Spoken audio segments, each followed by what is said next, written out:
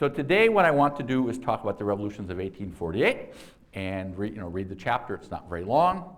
And I want to talk principally about why there was no revolution in Britain in 1848, since there were revolutions in France, in Austria, in the Habsburg domains of the Austrian Empire, what would become in 1867 Austria-Hungary, in Prussia, and in the Rhineland, and in northern Italy, and even central Italy, but not in Britain. And I want to talk about that. But before I do that, let's just think about revolution in general and how revolutions work. And I'll mention this again when we get to the Russian Revolution. And if you think about what you know about the French Revolution in this context, hopefully it'll make some sense. And in the 1960s, social scientists believed that revolutions, many social scientists, not all, believe that revolutions sort of came when pressure builds up and you've got pretty soon intellectuals bailing out, leaving the regime, and then you've got all this tension building up, and then boom, you've got your basic revolution. But revolutions don't work like that. If you think about revolutions you know anything about, the Iranian Revolution in 1979 would be a good example, or the revolutions we're going to talk about today a little bit, that you're reading about, 1848, or the French Revolution. What happens is that in the case of 1848, or in the case of the other ones that I've mentioned, is that there is a seizure of power by a group who have come together because they oppose the policies of the government in power. But it's at that point that you've got an increase in social and political tension. And it's at that point that you've got that tension really increases, and all sorts of interesting things begin to happen. So in the case of 1917 in St. Petersburg in February, the bread lines are very long. There are not a lot of troops around. They're at the front. There are not a lot of police around. And suddenly the czarist regime is just sort of swept away like that. And it's at that point that things heat up. The 1917 things weren't any tenser than they were in 1916, and there's a lot of things happening vis-a-vis the war that help people mobilize, try to imagine a post-czarist world or a reformed czarist autocracy. In the case of 1848, you've got your basic you've got demonstrations in Paris in February. It rains all the time in Paris in February. It's gray. People want electoral reform, and then the troops open up and shoot a bunch of people. The same thing happens in Berlin not long after that. And at that point, then you've got the regime is swept away. But what's interesting about the revolutionary process is that after you've got this kind of basic provisional government, in the case of all, which is with the constitutional monarchy in 1789 and 1790 becomes, and in the case of Kerensky's provisional government in 1917, and in the case of this kind of moderate republic in France, it's at that point, or in Germany or in Austria, you've still got the monarchy, but that you have all these contenders for power who are saying at that point, we want to take advantage of the situation so that we will have a republic, or that in the case of France, that women will have more rights, or the workers will have more rights. In the case of Germany, of the German states, people who want to unify Germany put forth their claims at that point. In the case of France, people who want the monarchy, the Bourbons, that is the legitimists who were chased out in 1830, they want them back. They put in their claims. You've got your basic moderate Republicans. They're saying we want a moderate republic. And in the case of Austria, you've got all these Viennese students, and they want reforms. They want a progressive regime. So it's at that point that this sort of social tension and political tension increases. And what the revolutionary process does is and what's important about 1848 is that it brings, for the first time, lots more people into the political process. That in the case of France, my friend Maurice Aguillon has called the Second Republic, that is 1848 to December 2nd, 1851, and really 1852, the apprenticeship of the Republic. because now you've got universal manhood suffrage, all men can vote, lots of women want to vote too, but it's not a dominant discourse, but it's still important in Paris. And so you have a politicization of ordinary people. And you have this in the German states, you have it in the Italian states as well, and you have it in Austria-Hungary. In the case of Austria-Hungary, then you've got Hungarians putting forth claims, special claims within the Habsburg domains, and the national question surfaces in Central Europe and in Italy, where people can imagine a unified Italy, which would mean you have to get rid of the Austrians basically there, and you can read about what happened subsequently. But so you have these people putting forth their claims, and so you have this remarkable politicization. In the case of Paris, the barricades go up, which happened in February, and then the June days follow, which is basically a class war in which lots of people get killed and put in prison, and massive unrest in 3 days in June 1848, and that's a much more violent confrontation and telling confrontation than the initial revolutionary seizure of power by groups who don't necessarily agree on what's going to happen. But in the case of France, which is, again, the best documented, you've got all these newspapers that begin publishing, because now suddenly you can publish things. And you've got all these political clubs, just as in 1848. You've got neo-Jacobin clubs, you've got clubs of women, you've got the club of the two sexes, as it's called. And so this becomes a way of politicizing ordinary people.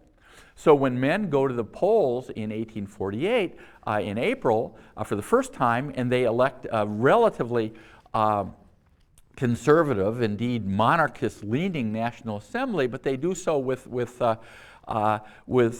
considerable knowledge about what they want. I mean, they want school teachers, they want credit available, they want the right to vote. And so this politicization, or the apprenticeship of a republic that would finally be permanent starting in the 1870s, is one of the most important aspects of the revolution. The same thing of the Russian Revolution, which I'll come back and talk about. You've got Mensheviks, you've got Bolsheviks, you've got socialist revolutionaries. These are three big radical groups. You've got constitutional Democrats. You've got monarchists. You've got people who want the Tsar to have all the power that he had before and to lop off the heads of those people who are against him, and that kind of thing. So, and then in the case of the Russian Revolution, how you get from the February Revolution to October, when the Bolsheviks seize power, is really very fascinating. So that's just a way of thinking about revolution, and you can think about other revolutions that you know. But the point is that the revolution, as a process, brings into play the aspirations of a lot more people.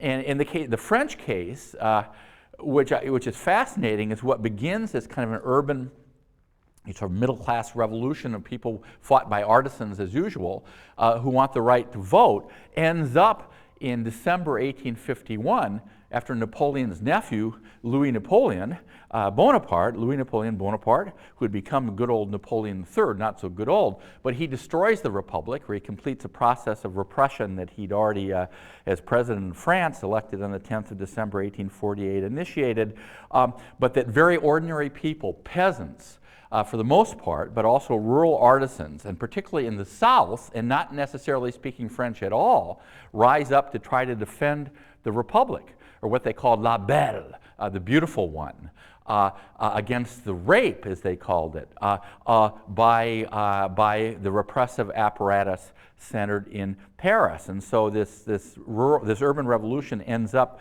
with over 100,000 people taking arms in the largest national insurrection in France in the 19th century, trying to defend the Republic against its abolition by Louis Napoleon Bonaparte, who would not be able to stand for a second term as president of the Republic. And that's really fascinating, especially, geez, a long time ago I used to read all these interrogations of people, including the uncle or great uncle of one of our neighbors, and it's being translated from Occitan, which is the language of that part of the South, into French by some translators. He's being interrogated. When did you join this secret society? Who did you initiate into this secret society to defend the Republic, the social and the democratic and social republic, a social republic that's going to provide more things to more people, et cetera, et cetera. Fascinating, the politicization of this. Now, in the case of Germany and of Italy, it's a different kind of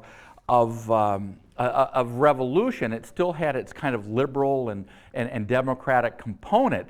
But you had this scene, for example, in Frankfurt, in the Frankfurt Parliament, which was this, sort of basically a lot of professors and lawyers debating long into the night in St. Paul's Church, and they imagine the unification of Germany, what they called then the springtime of the peoples, that the German states, which Prussia, Saxony, Bavaria, and Württemberg were the most important of these states, but all these other little states too are going to be unified along liberal auspices. And of course they were just dreaming. And in the end they're kind of dismissed as a servant who was not wanting to be kept on at the big house anymore. They're sort of dismissed, but they debate far into the night. And the significance of all of this is when you read the chapter on the Second Republic and you see what happens in the case of the German states, is that when Germany would be unified, and that unification is proclaimed in January 1871 in Versailles, in the Chateau of Versailles, after the Franco-Prussian War, it would not be a liberal unification. It would not be a Germany united by lawyers and professors meeting in a Frankfurt church with what would become eventually the German flag, the colors of it sort of hanging all around the rafters. It would be unified, as Bismarck accurately put it, by blood and iron in the context of the Prussian aristocracy, the nobles, the Junkers, a term you already know, Junkers, Junkers, the Prussian nobles, and that basically unified Germany would be, as some wag once put it, an army with a state trailing behind it. And Germany would not be a republic, it would be an empire. And because one of the things that happens with empires is that emperors can do whatever they damn well please, just as czars can. And you might have had an assembly called the Reichstag, which socialists became the leaders or the most dominant numerically by 1914, but power rests in the hands of a thoroughly irresponsible, intellectually lazy, sort of madcap, ridiculous guy who happens to be the Kaiser Wilhelm II. And so over the long run, the cost to Europe of that fact would be, in retrospect, given what happens in the 20th century, which is the one that follows the 19th, would be one thing that historians would go back and say very obvious things, sort of cliches like, well, in 1848, history in Germany reached its turning point and failed to turn. That Germany unification would not come because of professors and liberals and merchants in Hamburg and this sort of thing, and that the middle classes, the German middle classes, would in a way abdicate their political responsibility and not having much political power, and the state would be really run by a bunch of Junkers, of military officers with dueling scars and veterans of the fraternities of the Prussian universities. And Prussia wasn't just Pomerania and Brandenburg and sort of the marshes of northeastern Europe, but Prussia also controlled the Rhineland. But the kind of magnates of industrializing Prussia were not going to be the ones who are running the show.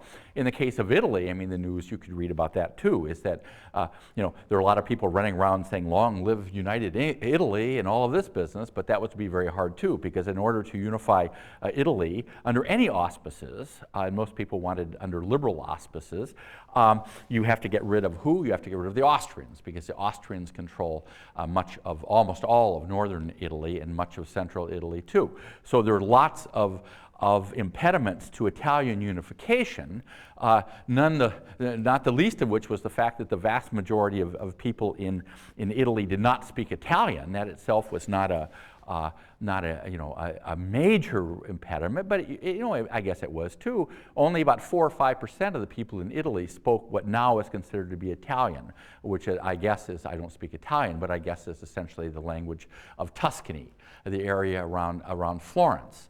And they spoke all sorts of other dialects, and the Tuscan language was virtually unknown in the south of Italy or in Sicily, and was identified with sort of money-grabbing tax collectors coming down from the north. And so after the tide of the springtime of the people, or as somebody once called the Great Illusion also, of 1848, after that tide had passed, what you had is still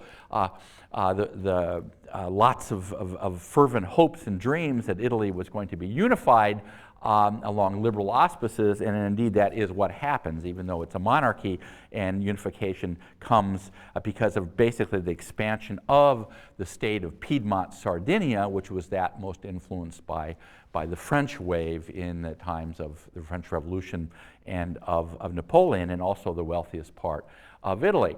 In the case of Austria, Austria-Hungary, well, I mean, this is a long story, and you can read about it, but the springtime of the peoples meant the dreams first of a number of nationalities, and I'll talk about nationalism in a week or two, who suddenly think that now they too will have their time, and a bunch of Czech nationalists were sitting in a room rather like this, and somebody looked up and said, Jesus, if this ceiling collapses, that's the end of the Czech national movement. And there was something to that. So the springtime of the peoples would not bring an independent Czech state. It wouldn't bring Czechoslovakia, which only lasts till 1993, despite what John McCain thinks. It doesn't come till 1918. After World War I, but in the Austro-Hungarian Empire, everybody says, well, what if we have independent Galicia, or what if Poland is independent, and the parts of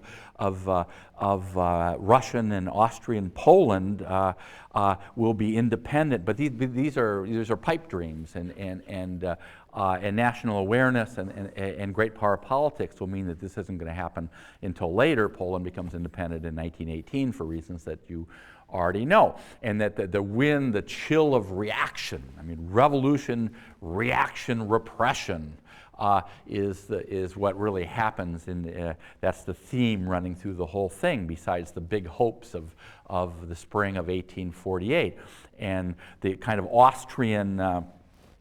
Austrian imperial system run, and I'll come back and talk about Austria-Hungary quite a bit, run in German in the polyglot Austrian-Hungarian Empire, where there are at least 15 major languages, will be the story of Austria-Hungary in the 1850s. And of course, the Hungarians get separate status, equal status in principle as of 1867. And of course, one of the strange, not strange, but one of the interesting things about the Austro-Hungarian period is that it's in 1848 that Franz Joseph becomes emperor of Austria-Hungary. And he is in power until 1916. He is around even longer than Victoria, than Queen Victoria. And I mean, the world changes in such dramatic ways between 1848 and 1916. When I was younger than you, I was in Vienna for the first time, and I was sitting in some coffee shop, as one does there, in a cafe, and this very old man started talking to me. And he had actually seen, when he was young, had seen Franz Joseph. And that was the most amazing thing for me, to actually meet somebody who had seen, when he was a boy, Franz Joseph. I mean, that's just extraordinary continuity. But anyway, that's another story. Austria-Hungary is another story, and it's an interesting one. And that we're going to come back to, but I can't do that now. We've got to go back to the question of England. But also, and another of the legacies of this is that, after this tide of reaction, what it does is it sends waves of political refugees to places like this. Not New Haven so much, but yeah, there were some Italians end up in New Haven, Italian political refugees in that period. But lots of Germans who were, of course, thrown out of the German states and had better not come back, they end up where? They end up in Philadelphia or in New York. And lots of Irish, who I'm going to talk about in a minute, ends up in obvious places: Boston, New York, those two above all, but also Philadelphia. And so the glacial wave of repression sends these people, a lot of them, to the United States. That itself is an interesting story. So although the revolutions of 1848 failed, and you should read about that, please do. God, I love this stuff, talking about this. The political legacies that they left are extremely important. And these demands for political rights would be something that would last for a very long time. And again, to repeat and to end this little part of what we're doing, oh my goodness.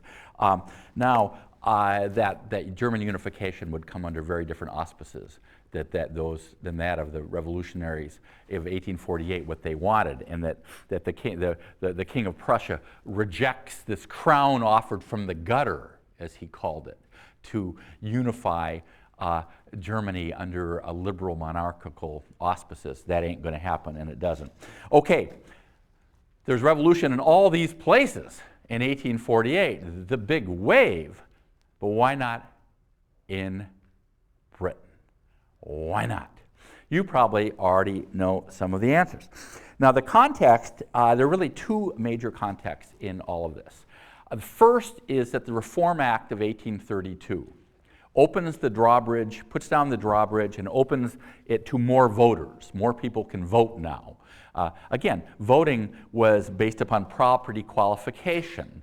I guess it was Fergus O'Connor, who was an Irish Chartist, and I'll talk about it in a minute. He didn't even have the right to he is not disbarred, but he's really thrown out of Parliament because he doesn't make enough money in order to actually qualify to vote himself. You could vote if you paid X number of pounds in shillings in taxes. And so what happens is 1832 opens up the drawbridge, and more people can vote. The political arena expands a little bit, and the same thing happens in France in 1830. As you know, in France, the Revolution of 1830 doubled the number of people that could vote, but it still leaves lots of people on the outside looking in.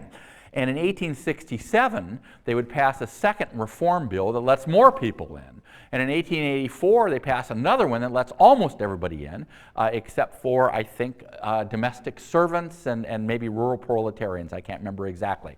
But so what the political arena is expanding. And the point of this is it's expanding through reform, that Britain reforms, and that the self-image, the self-identity of the free-born Englishman, tracing, more or less, at least in the imaginary, antecedents back to June 15th, 1215 at Runnymede near London, the idea that the free-born Englishman has rights and that we British citizens, our identity, we reform, we don't rebel.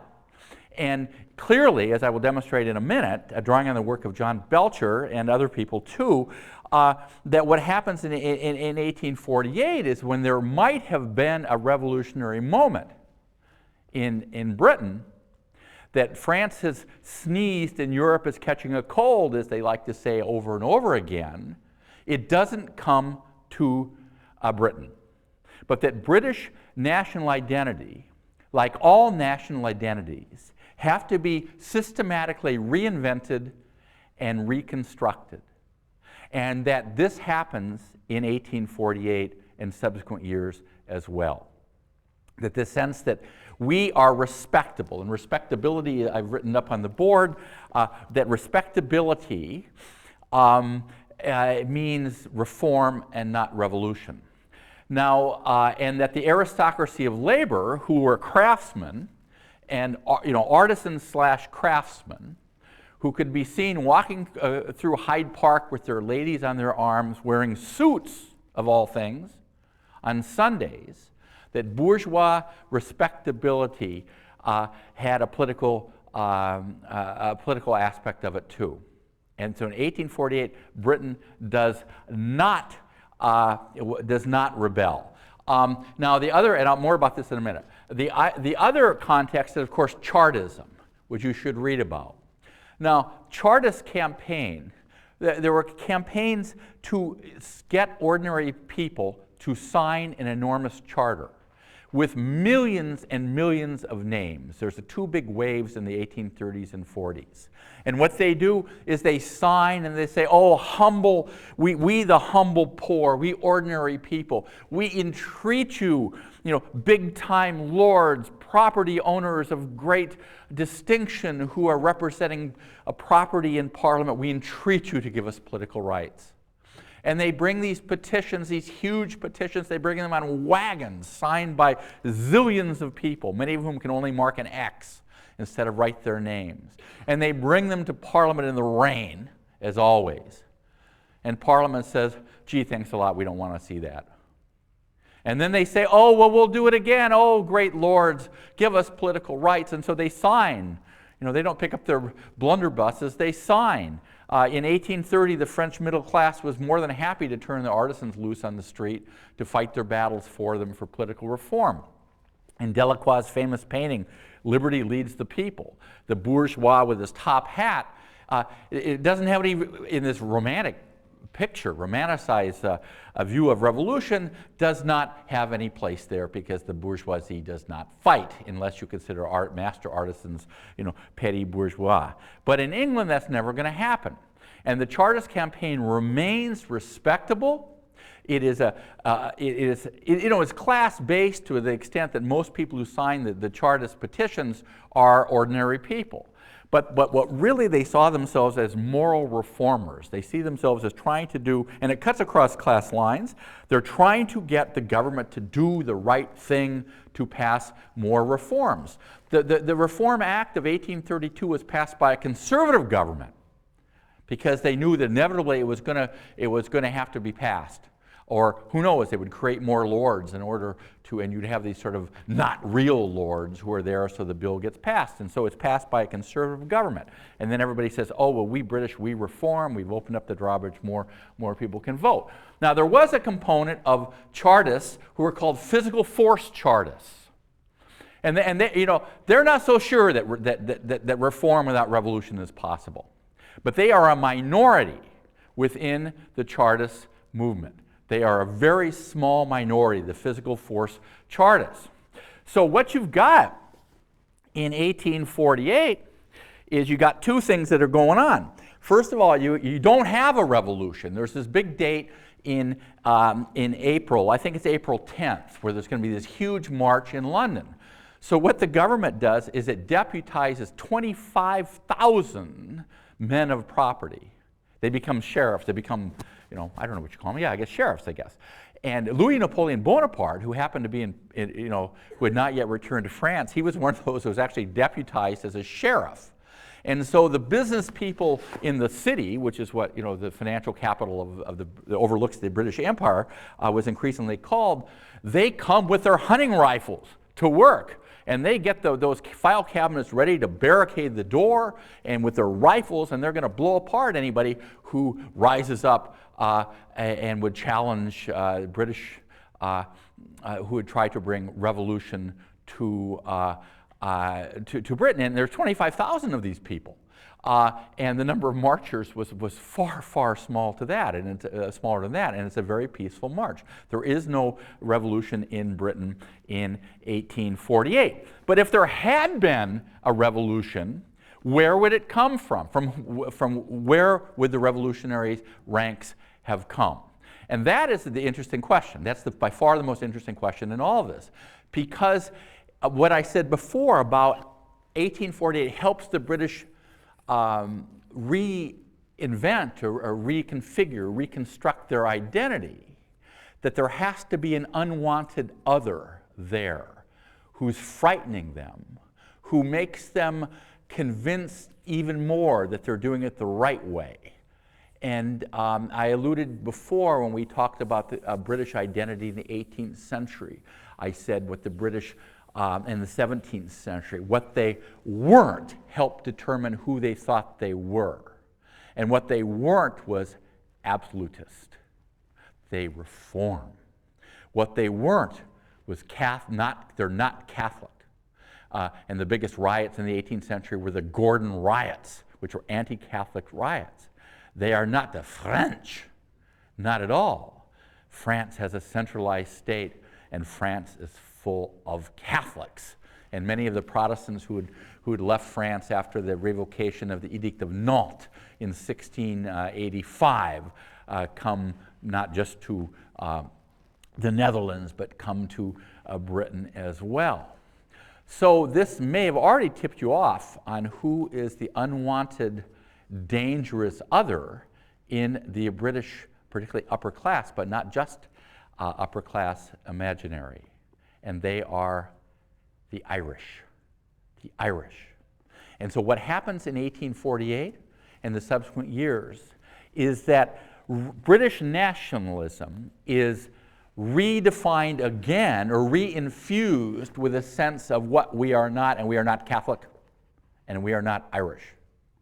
And so if there was going to be a revolution in April or any other month in 1848, the components would be, from the point of view of the upper classes and from the police, the Irish and groups of physical force Chartists or revolutionaries who might join forces.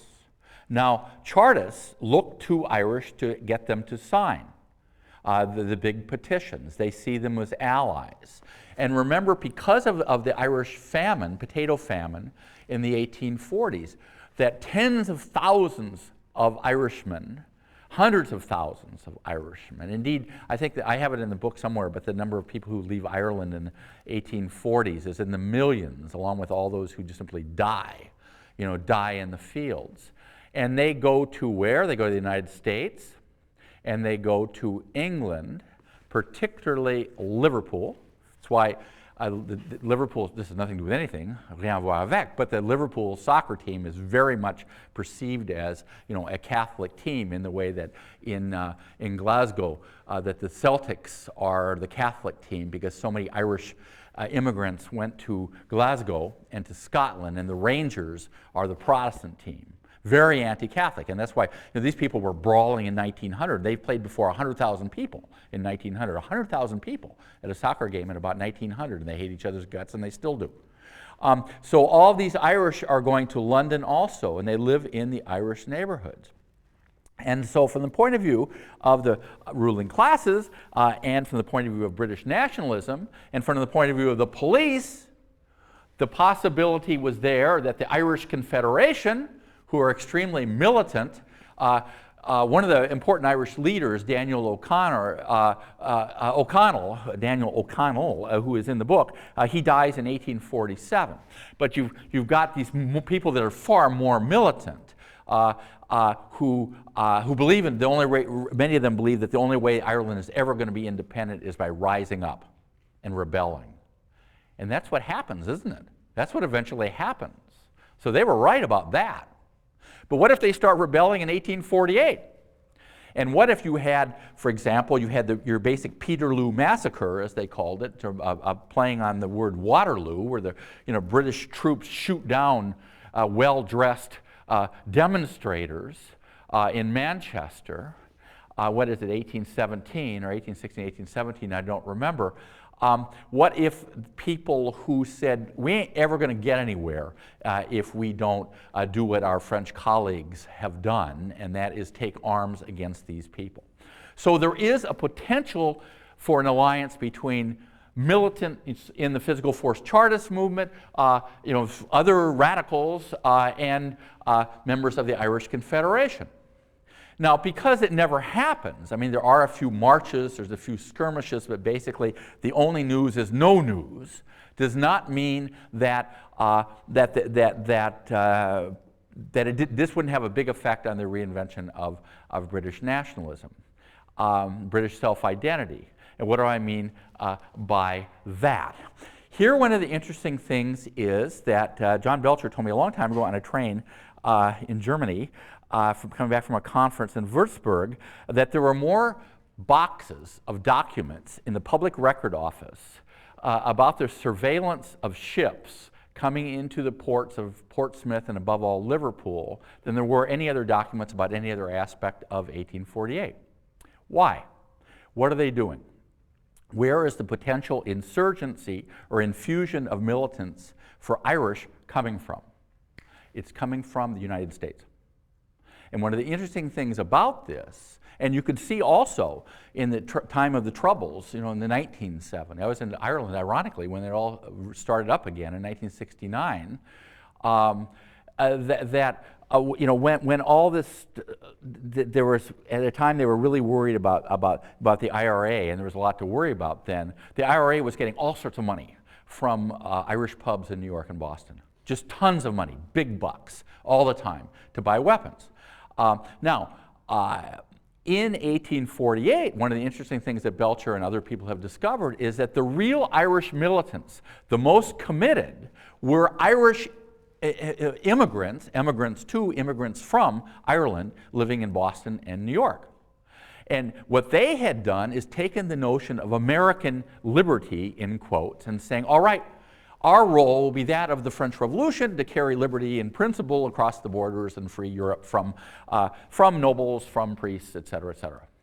And what we will do as Irish, first generation Irish, living in New York and Philadelphia and Boston and maybe Connecticut too, is we will raise money and we will make Irish independence, and we will achieve this with violence, with guns, and so every ship that came into any port that was coming from the United States was thoroughly searched for weapons and for money. And so these Irish immigrants to the United States were the most militant, arguably, within the Irish political movement for independence. Now, for one thing, they had more means. Some of them had come to Ireland, from Ireland, come to the United States, maybe going through England, maybe not. But they had jobs, and the people in Ireland themselves were just starving. They were dying in the fields. They were ending up in London living with other Irishmen, which is not surprising, maintaining these kinds of patterns by county, Cork, and all this. And the Catholic Church was terribly, terribly important in their lives. Terribly, terribly important as means of charity and all of this. But what it meant for the upper classes is that the unwanted other Catholic, remember in 1798 they tried to ally with the French. What happens in World War I? Roger Casement, who was an Irish militant, who was absolutely against the exploitation of workers in Peru and in Africa and everywhere else. Roger Casement, he ends up being sent off with a little boat off a submarine off the coast of Kerry, and he tries to stop the Easter insurrection. And of course, he's arrested within about 25 minutes and hung later. But what he had tried to do was organize in prisoner of war camps in Germany Irish militants to fight the good fight and to free Ireland. So there was always this was again looking later, but there was always this potential fear among the British upper classes is that these Catholics who are no longer just across the channel, they're not over in Ireland across a very choppy, gray, freezing sea. They are living in Liverpool in huge, huge numbers. They are living in London in even bigger numbers, and they are there, and they are dangerous, and if they ally with these dissatisfied workers from the Chartist movement, all hell is going to break out. And so during the next time, and I don't have much time at all, but just to and I didn't even use this. Well, anyway, you see the point. This potential alliance never occurs. But one of the interesting things about the reinvention or the reconstruction of British identity, self-identity, and it's one shared not just by nobles and big-time gentry, but by ordinary workers, Tory workers. We tended to call them dismissively, those of us who couldn't stand Margaret Thatcher, and always were amazed to go through in working-class parts of Britain and see these miserable council houses when these big pictures of Margaret Thatcher or the royal family, anyway, it's just amazing. But these Tory workers, not just Tory workers, but they see themselves as respectable. They see themselves as British, and they increasingly see this sort of unwanted enemy within, Catholic enemy within, as the Irish. And the newspapers are full of cartoons and caricatures of the Irish, who are portrayed invariably as drunken, as stupid, and as lazy. Paddy, P-A-D-D-Y, becomes, for the caricaturists in British newspapers in 1848 and subsequent years, Paddy is portrayed as the unwanted other who is a threat to and it has no place being in except to do menial jobs or as a factory operative if they maintain respectability and don't trot out their Irishness too much. And so if anyone wants to know why these issues become so extraordinarily bitter in almost any time you can think of, Ulster in the 70s, Ulster in the 80s, I mean the 1970s and 1980s, or even into the 1990s, or Ireland in 1916, 1848 plays a major role in that. Now, this is not to say that all people who saw themselves as British were necessarily, nasty, aggressive people. But it does simply remind us, and here again I counsel Linda Colley's book called Britons as a very eloquent summary of all of this, that part of the construction of any kind of identity, and I'll talk more about this when I talk about Eastern Europe and Central Europe, is what you're not. And what you're not for the British in 1848, afraid of catching this cold coming from the continent, was again, you are not French and you are not Catholic. And this, if anything, was going to further sour the relations between Irish and British authorities, particularly given the fact that the British Protestants own the land in Ireland. I was someplace the other day and I heard a talk, I was in New York the other day and I heard a talk and I saw some pictures of these marvelous kind of called mass slabs or mass rocks that were in rural Ireland, where priests in the 17th and 18th century and in the 16th century for that matter, at the end of the 16th century, said mass in secret. Using these slab rocks that they happened to find as altars, because practicing your religion was illegal, and the Protestants have the law on their side, and they own the land anyway. So 1848, there was no revolution in Britain in 1848. You know clearly why this is not the case. It's almost surprising to think that they could have imagined an alliance between the Irish Confederation and other Irish groups and physical force Chartists. But 1848 has another role to play in British identity, and that I've tried to convey to you today. Have a wonderful weekend. See you on Monday. Bye.